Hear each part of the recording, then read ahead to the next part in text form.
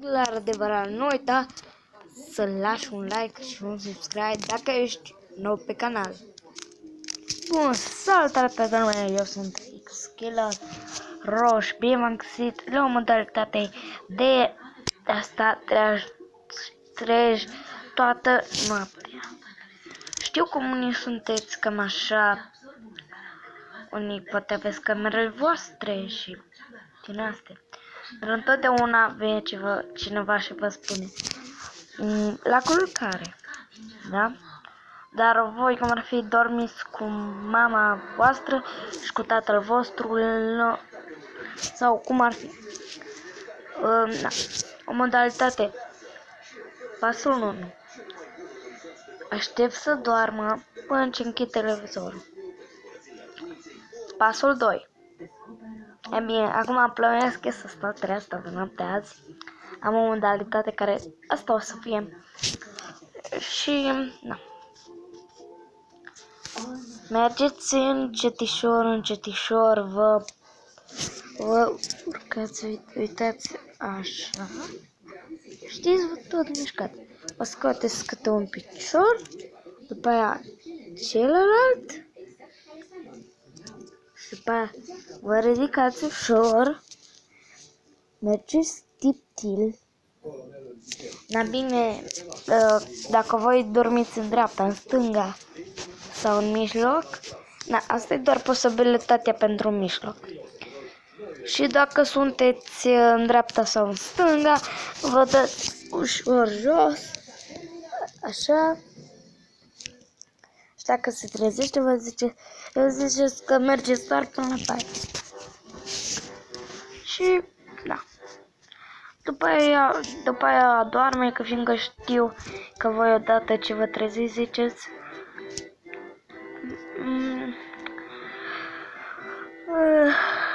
așa? Da, cred că și pe mine mai e somn, dar nu, rezist. Știți, da.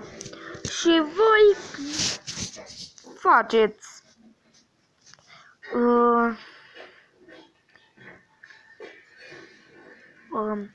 stai că nu vine. Bă, nu vine. Nu vine asta în minte, frate.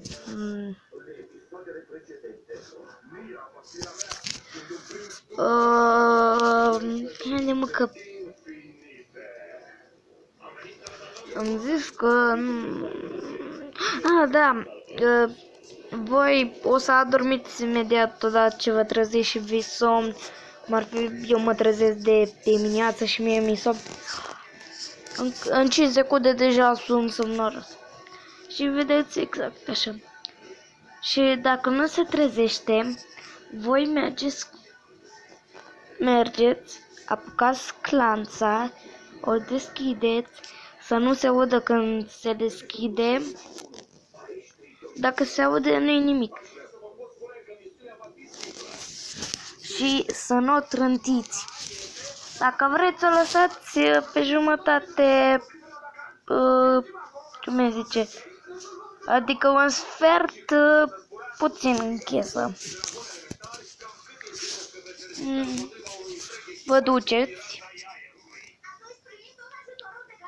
Vă duceți oriunde, într-o cameră, ceva unde aveți voi laptopul sau ăsta, cum ar fi în bucătărie, acolo. Vă duceți și vă puneți pe laptop. Și astăzi mi-am zis că Patreon. Și astăzi o să facem un clip să nu ne audă nimeni. Și astăzi o să facem un clip în care o să vă dovedesc că eu stau treaz astăzi. Vedeți că acum e zi, foarte multă zi, e ora 7:21, de-abia aștept, frate, de-abia aștept să stau treaz noaptea. Și mâine e școală, gândiți-vă, mâine e școală.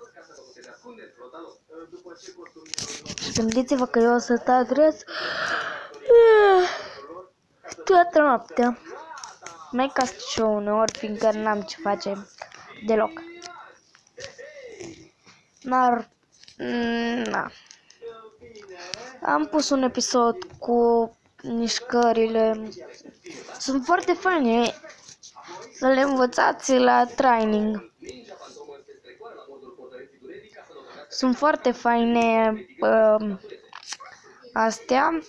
V-am arătat și combinații cu campionul nou, Willow,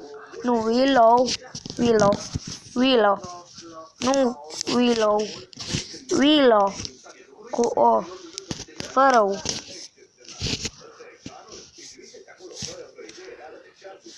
E foarte fain, eu i-am pe tot.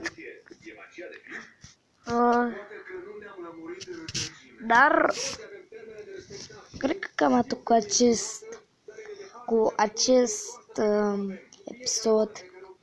Cum să stai treaz toată noaptea fără să fii observat de părinți, frați, surori sau verișori, dacă dorm la tine în vizită.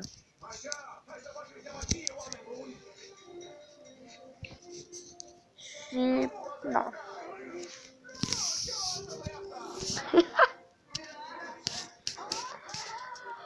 Și da.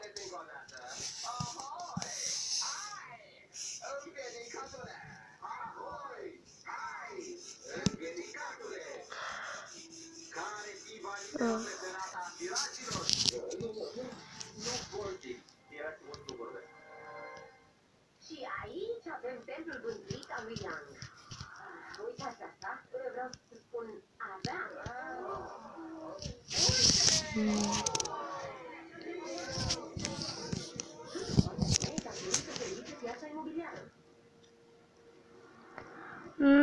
Nu mai am nimic de zis. Nu uitați să lăsați un like, sper că v-am ajutat ca să stați treji toată noaptea. Da, și dacă aveți vreun suc Pepsi, Cola, îl are cofeină și poate să vă țină trează, așa că beți câte un pahar pe 2 ore jumate, un pahar la fiecare 2 ore jumate. Că cred că, nu știu când se duce cofeina, dar,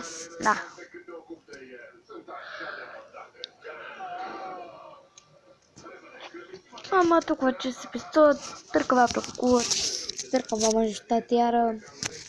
Noi ne vedem data viitoare. Goodbye, good night, cum zice și maybe. Pa, pa!